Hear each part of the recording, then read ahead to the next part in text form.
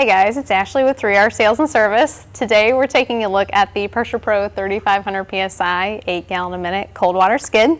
And when we say cold water skid, we just mean that it doesn't generate any hot water and it's on this 4-footed frame. So it's nice and compact, fits on a truck, trailer, skid type application.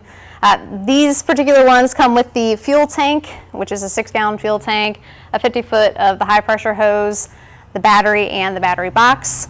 And when you move in a little bit closer, we'll go over all the details of how the skid's put together. Okay, so starting with the engine here, we've got the Honda GX690. It has the key start, the hour meter. Pretty much all of the twin cylinder engines have the key start and hour meter on them. These bigger engines have the lifting hooks at the rear of them here. This is how you're going to be able to lift this unit to get it onto truck or trailer, however you're mounting it.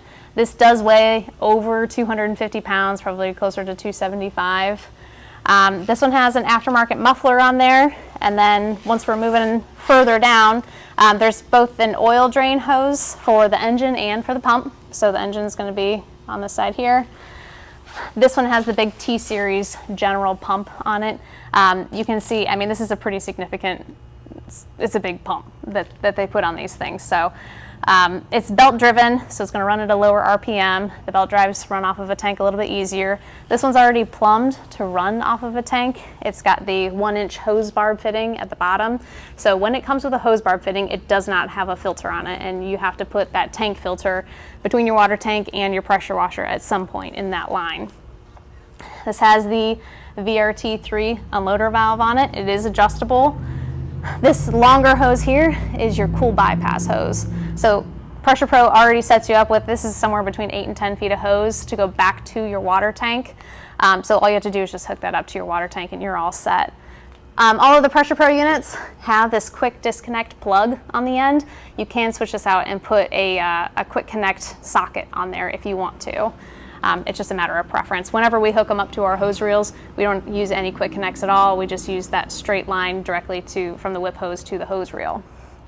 I'll go ahead and move this unit around so you can see everything around back. Oh, real quick, before I do that, the battery cable's are already hooked up here too, so all you have to do is connect them to the battery. Move this around.